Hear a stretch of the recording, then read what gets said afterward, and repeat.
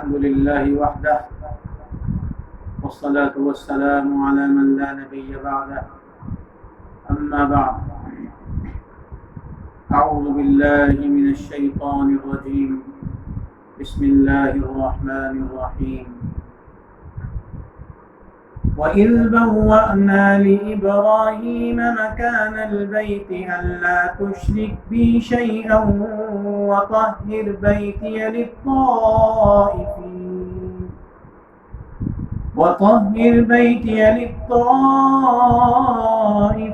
وَالْقَائِمِينَ وَالرُّكَّعِ السُّجُودِ وَأَذِّنْ فِي النَّاسِ بِالْحَجِّ يَأْتُوكَ رِجَالًا وَعَلَى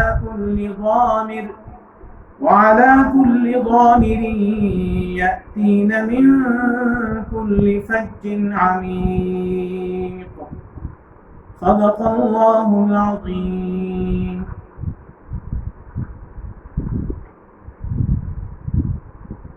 آج 14ویں تراویح میں جو آیات تلاوت کی گئی ہیں انہی میں یہ آیات بھی آئی ہیں جن کو میں نے آپ کے سامنے پڑھا ہے۔ ان آیات میں اللہ رب العزت نے تاریخ کے ایک اہم واقعے کی طرف اشارہ فرمایا ہے۔ حضرت ابراہیم علیہ السلام بڑے درجے کے پیغمبر ہیں، ایسے عظیم پیغمبر ہیں کہ ہر مذہب والا اپنے آپ کو حضرت ابراہیم علیہ السلام کا متبع کہتا ہے۔ یہاں تک کہ اہل کتاب میں یہودیوں کا بھی دعویٰ ہے کہ ہم ملت ابراہیمی کے پیروکار ہیں، عیسائیوں کا بھی دعویٰ ہے کہ ہم ملت ابراہیمی کے پیروکار ہیں، یہاں تک کہ مشرکین کا بھی دعویٰ تھا کہ ہم ملت ابراہیمی کے پیروکار ہیں۔ لیکن قرآن کریم نے ان سب کی تردید فرما دی اور یہ فرما دیا ما کان ابراہیم یہودیا ولا نصرانیا ولکن کان حنیفا مسلما وما کان من المشرکین، کہ ابراہیم نہ تو یہودی تھے نہ نصرانی تھے،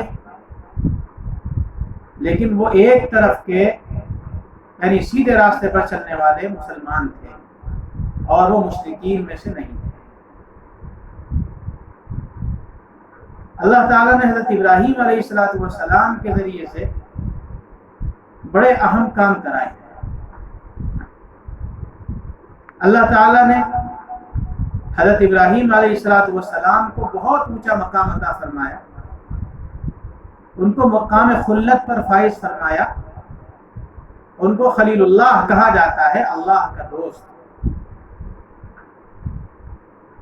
اور اللہ کا دوست بننے کے لیے، اللہ کا دوست ثابت کرنے کے لیے حضرت ابراہیم علیہ السلام کی جو آزمائشیں ہوئی ہیں، ان آزمائشوں میں حضرت ابراہیم علیہ السلام بالکل کھرے اترے ہیں، کامیاب ہوئے۔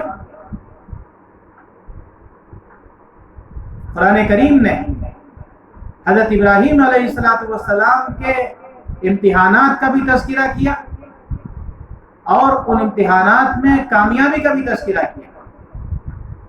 وَإِذِ ابْتَلَىٰ إِبْرَاهِيمَ رَبُّهُ بِكَلِمَاتٍ فَأَتَمَّهُنَّ،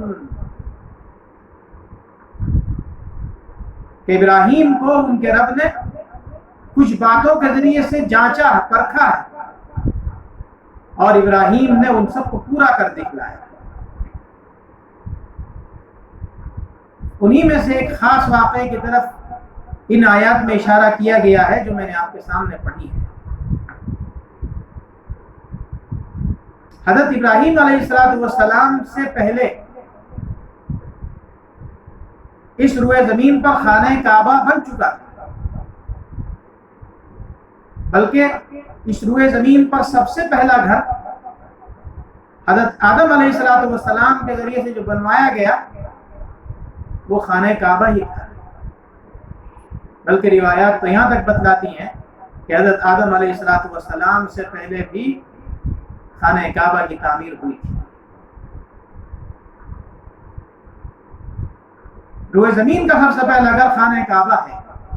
ان اول بیت وضع للناس للذی ببکۃ مبارکا وہدی للعالمین، سب سے پہلا گھر جو ہے مکہ کے اندر بنایا گیا، لیکن طوفان نوح میں اس عمارت کو اٹھا لیا گیا، اور اس وقت سے لے کر حضرت ابراہیم علیہ السلام کے زمانے تک عمارت موجود نہیں تھی۔ حضرت ابراہیم علیہ السلام اللہ تعالیٰ کے حکم سے ہجرت کرتے ہوئے ملک شام تک پہنچے تھے، اور پھر ملک شام سے ان کو حکم ہوا تھا کہ اپنی اہلیہ حضرت ہاجرہ اور نومولود بیٹے حضرت اسماعیل علیہ السلام کو لے کر کے ہجرت کریں۔ چنانچہ حضرت جبرائیل علیہ السلام سواری لے کر تشریف لائے، اور حضرت ابراہیم، حضرت حاجرہ، حضرت اسماعیل کو ساتھ لے کر پچھل دی۔ جہاں بھی کہیں ہرا بھرا میدان نظر آتا تو حضرت ابراہیم علیہ السلام سے حضرت ابراہیم علیہ السلام حضرت جبرائیل علیہ السلام سے پوچھتے کہ کیا اس جگہ پر ہمیں اترنے کا حکم ہے؟ تو حضرت جبرائیل علیہ السلام جواب دیتے کہ نہیں، ابھی یہ مقام آگے، یہاں تک کہ اس مقام پر پہنچے کہ جہاں کوئی درخت نہیں ہے، کوئی گھاس نہیں ہے، وادی غیر ذی زرع ہے، کوئی سبزہ نہیں ہے، کوئی آدم نہیں، آدم ذات نہیں ہے۔ اس جگہ پر جا کر حضرت ابراہیم اور حضرت ہاجرہ اور حضرت اسماعیل علیہ السلام کو اتار دیا جاتا ہے۔ حضرت ابراہیم، حضرت ہاجرہ اور حضرت اسماعیل تینوں اس مقام پر رک جاتے ہیں، حضرت جبرائیل علیہ السلام تشریف لے جاتے ہیں۔ ابھی حضرت ابراہیم کو زیادہ دیر نہیں گزرتی کہ اللہ تعالیٰ کی طرف سے حکم ہوتا ہے کہ آپ ملک شام واپس چلے جائیں، اپنی اہلیہ اور بیٹے کو یہاں چھوڑیں اور ملک شام واپس چلے جائیں۔ چنانچہ حضرت ابراہیم علیہ السلام اپنی اہلیہ کو بتائے بغیر وہاں سے روانہ ہو جاتے ہیں، یہاں تک کہ اہلیہ پوچھتی ہیں کہ آپ کہاں جا رہے ہیں؟ یہاں کوئی آدم ذات نہیں ہے، کس کے سارے چھوڑ رہے ہیں؟ لیکن حضرت ابراہیم علیہ السلام کو جواب نہیں دیتے ہیں، یہاں تک کہ حضرت حاجرہ کے ذہن میں خیال آیا، انہوں نے پوچھا کہ کیا اللہ کا حکم ہے؟ حضرت ابراہیم نے فرمایا کہ ہاں، یہ اللہ تعالیٰ کا حکم ہے۔ چنانچہ حضرت حاجرہ نے فرمایا کہ پھر اللہ ہم کو ضائع نہیں کرے گا، آپ جائیے۔ حضرت ابراہیم علیہ السلام روانہ ہو جاتے ہیں، یہاں تک کہ جب ایسے مقام پر پہنچ جاتے ہیں کہ جہاں حضرت ابراہیم تو اپنی اہلیہ کو دیکھ سکتے ہیں لیکن اہلیہ نہیں دیکھ سکتی، وہاں رک کر کے حضرت ابراہیم علیہ السلام دعائیں کرتے ہیں۔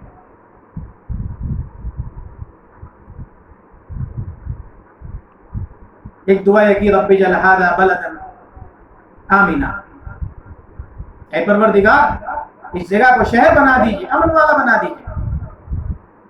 وارزق اہلہ من الثمرات من آمن منہم باللہ والیوم الآخر، اور یہاں رہنے والوں کو رزق عطا فرمائیے جو لوگ ایمان لائیں اللہ پر اور یوم آخرت پر۔ اور ایک دعا یہ بھی فرمائی تھی فجعل افئدة من الناس تہوی الیہم، کہ آپ لوگوں کے قلوب کو ان کی طرف مائل کر دیجیے تاکہ ان کو وحشت نہ ہو، لوگوں کی آبادی کا انتظام کر دیجیے۔ اور یہ دعائیں کر کے حضرت ابراہیم علیہ السلام روانہ ہو جاتے ہیں۔ اللہ تعالیٰ نے حضرت ابراہیم علیہ السلام کی ساری دعائیں قبول فرمائی۔ چنانچہ حضرت حاجرہ اور حضرت اسماعیل اس میدان کے اندر رکتے ہیں۔ حضرت حاجرہ کے پاس جو توشہ ہے وہ ختم ہو جاتا ہے، کھانا ختم ہو جاتا ہے۔ حضرت اسماعیل جو چھوٹے بچے ہیں وہ بھوک اور پیاس سے بے قرار ہیں، رو رہے ہیں۔ تو حضرت حاجرہ قریب کی ایک پہاڑی پر چڑھتی ہیں تاکہ یہ دیکھ لیں کہ کہیں پانی نظر آ جائے یا کوئی آدمی ایسا مل جائے جو پانی کا پتہ بتائے۔ لیکن پہاڑی پر جاتی ہیں تو صاحبزادہ نگاہ سے اوجھل ہو جاتے ہیں، وہاں سے دوڑتی ہوئی آتی ہیں۔ دیکھا کہ حضرت اسماعیل سکون کے ساتھ ہیں تو برابر کی دوسری پہاڑی پر چڑھ جاتی ہیں۔ وہاں جا کر پھر حضرت اسماعیل اوجھل ہو جاتے ہیں تو حضرت حاجرہ پھر آتی ہیں، کچھ علاقے میں دوڑتی ہیں، اور بیٹے کو صحیح سالم دیکھ کر کے پھر پہلی پہاڑی پر چڑھ جاتی ہے۔ یہ دو پہاڑی صفا اور مروہ کے نام سے مشہور ہیں، اور اللہ تعالیٰ کو حضرت حاجرہ کی یہ ادا اتنی پسند آئی کہ ہر حج اور عمرہ کرنے والے کے لیے لازم کر دیا کہ وہ اس جگہ پر سعی کرے، اور جس جگہ پر حضرت حاجرہ علیہ السلام نے دوڑ لگائی تھی اس جگہ مردوں کے لیے حکم کر دیا کہ انہیں دوڑ کر چلنا چاہیے، ان کو دوڑنا چاہیے۔ عورتوں کو دوڑنا تو نہیں ہے، لیکن اگر وہ اپنی رفتار میں کچھ تیزی کر لے تو زیادہ بہتر ہے۔ اسی دوران جس جگہ حضرت اسماعیل علیہ السلام لیٹے ہوئے تھے، وہیں پر بعض روایات میں آتا ہے کہ حضرت اسماعیل روتے ہوئے وہاں پر پاؤں مار رہے تھے تو اسی جگہ سے پانی کا چشمہ ابل پڑا، اور بعض روایات بتلاتی ہیں کہ حضرت جبرائیل علیہ السلام تشریف لائے اور وہاں پر اپنا پر مارا، اس سے پانی کا چشمہ ابل پڑا۔ حضرت حاجرہ نے تیزی کے ساتھ اس پانی کے کو گھیرنے کے لیے، روکنے کے لیے ریت سے باؤنڈری بنانی شروع کر دی، لیکن حضرت حاجرہ جتنی باؤنڈری بناتی ہیں وہ پانی ہے کہ نکلتا ہے۔ حضرت حاجرہ کہتی ہیں زم زم، رک جا رک جا، لیکن وہ پانی رکنے کے لیے نہیں نکلا تھا، وہ پانی تو قیامت تک جاری رہنے کے لیے نکلا تھا۔ جب یہ پانی نکل گیا تو اب اس پانی کی بو سون کر کے جانوروں نے آنا شروع کر دیا، اور جب جانوروں کی ادھر آمد و رفت شروع ہوئی تو لوگوں کو خیال ہوا کہ شاید پانی نکلا ہے، تو اس طریقے سے وہاں اللہ تعالیٰ نے لوگوں کی آبادی کا انتظام کیا۔ قبیلہ جرہم پہلا قبیلہ ہے کہ جو سب سے پہلے وہاں پر آ کر آباد ہوا ہے۔ حضرت ابراہیم علیہ السلام وقفے وقفے سے اللہ تعالیٰ کے حکم کے مطابق آ کر کے ملاقات کرتے ہیں، یہاں تک کہ ایک مرتبہ تشریف لائے اور حضرت اسماعیل علیہ السلام سے فرمایا کہ دیکھو یہ ایک ٹیلہ ہے، مجھے اس جگہ پر اللہ کا گھر بنانے کا حکم دیا، کیا تم میری مدد کرو گے؟ چنانچہ حضرت اسماعیل علیہ السلام نے اپنی رضامندی ظاہر کی تو حضرت ابراہیم اور حضرت اسماعیل علیہ السلام نے اس ٹیلے کو کھود کر کے ان بنیادوں کو نکالا جن بنیادوں پر پہلے خانہ کعبہ تعمیر کی۔ اسی لیے فرمایا گیا وَإِذْ يَرْفَعُ إِبْرَاهِيمُ الْقَوَاعِدَ مِنَ الْبَيْتِ وَإِسْمَاعِيلُ، اللہ کوئی نیا گھر نہیں بنوا رہے ہیں، بلکہ جو پہلے گھر موجود تھا اس کی بنیادوں پر ہی مزید تعمیر کرانی ہے۔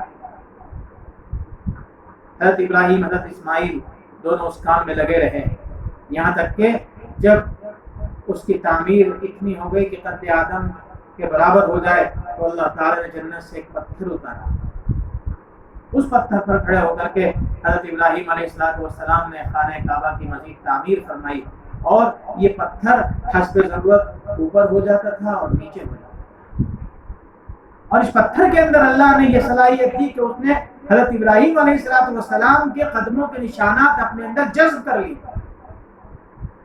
آج وہ مقام ابراہیم میں محفوظ ہے، خانہ کعبہ کے پاس جو مقام ابراہیم ہے اس مقام ابراہیم کے اندر وہ پتھر موجود ہے جس پر حضرت ابراہیم علیہ السلام نے خانہ کعبہ کی تعمیر فرمائی۔ جب خانہ کعبہ کی تعمیر مکمل ہو گئی، بڑا کام کیا حضرت ابراہیم حضرت اسماعیل نے، لیکن کوئی بڑائی نہیں ہے، بلکہ اللہ تعالیٰ سے دعا کر رہے ہیں ربنا تقبل منا انک انت السمیع العلیم۔ جب تعمیر مکمل ہو گئی تو اللہ تعالیٰ نے حضرت ابراہیم کو حکم دیا وَأَذِّن فِي النَّاسِ بِالْحَجِّ، کہ آپ لوگوں میں حج کا اعلان کر دیں، یعنی اعلان کر دیجئے کہ جو صاحب استطاعت ہیں انہیں حج کرنا فرض ہے۔ حضرت ابراہیم علیہ السلام نے عرض کیا کہ اللہ میں یہاں پر موجود ہوں، یہاں پر کوئی موجود نہیں ہے، یا اگر کچھ لوگ موجود ہیں تو ان تک آواز پہنچ جائے گی، دور تک آواز کیسے پہنچے گی؟ اللہ تعالیٰ نے فرمایا کہ اعلان کرنا تمہارا کام ہے، اور اس اعلان کو، اس آواز کو لوگوں تک پہنچانا ہمارا کام ہے۔ چنانچہ جب حضرت ابراہیم علیہ السلام نے اعلان کیا تو اللہ رب العزت نے وہ آواز اس وقت دنیا کے اندر جتنے انسان موجود تھے ان کے کانوں کے اندر بھی پہنچائی، بلکہ روایات یہ بتلاتی ہیں کہ قیامت تک آنے والے تمام انسانوں کے کانوں کے اندر وہ آواز پہنچائی ہے، اور اللہ تعالیٰ نے جس کے مقدر میں اس جگہ حاضری لکھی ہے اس نے اس پر لبیک کہا ہے، اور جس نے جتنی مرتبہ لبیک کہا ہے اتنی مرتبہ اس کو اللہ رب العزت اس مقام پر حاضری کا موقع عنایت فرمائے۔